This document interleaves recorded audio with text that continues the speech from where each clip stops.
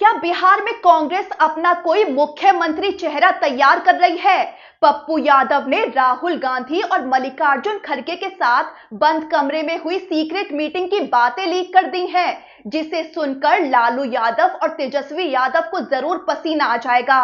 बिहार विधानसभा चुनाव की उल्टी गिनती शुरू हो चुकी है और इसके साथ ही बिहार की सियासत भी गर्म होती जा रही है।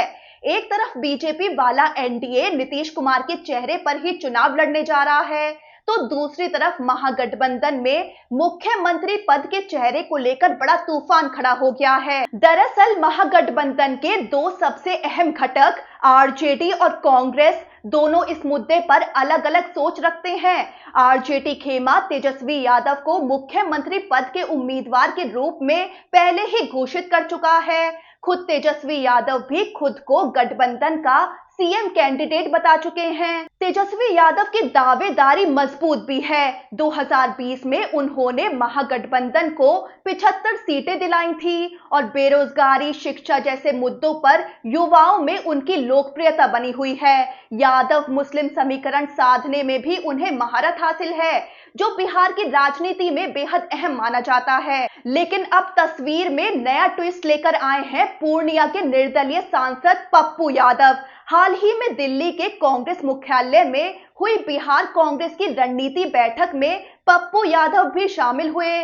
बैठक के बाद पप्पू यादव ने खुलासा किया कि उन्होंने कांग्रेस अध्यक्ष मल्लिकार्जुन खड़गे और राहुल गांधी से बंद कमरे में खास मुलाकात की है, जिसके बाद पप्पू यादव ने बड़ा दावा कर दिया कि कांग्रेस में भी मुख्यमंत्री पद के लिए कई योग्य चेहरे मौजूद हैं। उन्होंने प्रदेश अध्यक्ष राजेश राम और वरिष्ठ नेता तारिक अनवर का नाम लिया। पप्पू यादव बोले कि हमारे कांग्रेस में भी मुख्यमंत्री बनने लायक कई चेहरे हैं। उन्होंने राजेश राम को दलित समाज से आने वाला नेता बताया और तारिक अनवर को अल्पसंख्यक समुदाय का स्वच्छ छवि वाला चेहरा कहा। इस बयान से महागठबंधन खासकर आरजेडी खेमे में हलचल मच गई है, क्योंकि आरजेडी पहले ही तेजस्वी यादव को अपना सीएम उम्मीदवार घोषित कर चुका है।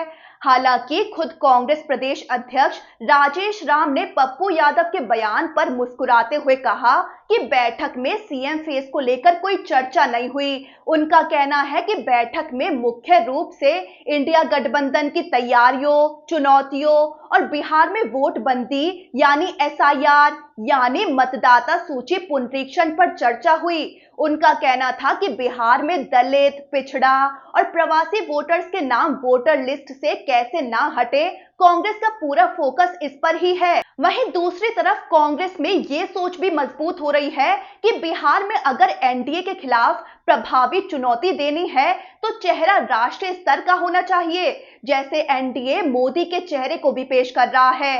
राहुल गांधी का नाम इसलिए भी चर्चा में है क्योंकि 2024 के लोकसभा चुनावों में राहुल गांधी ने बीजेपी के खिलाफ विपक्ष का बड़ा चेहरा बनने का संकेत दिया है। भारत जोड़ो यात्रा और न्याय यात्रा के बाद कांग्रेस मानती है कि राहुल गांधी का चेहरा विपक्ष को सफलता दिला सकता है, भले ही वो खुद मुख्यमंत्री उम्मीदवार ना बने। वहीं कांग्रेस के बिहार प्रभारी कृष्णा लावरू ने कहा कि सीएम फेस का फैसला सभी घटक दलों की सहमति से होगा, जिससे ये साफ है कि तेजस्वी यादव की दावेदारी को कांग्रेस खुलकर समर्थन देने के मूड में नहीं है। महागठबंधन के अंदर सिर्फ सीएम चेहरा तय करने को लेकर ही नहीं, सीट शेयरिंग को लेकर भी माथापच्ची चल रही है।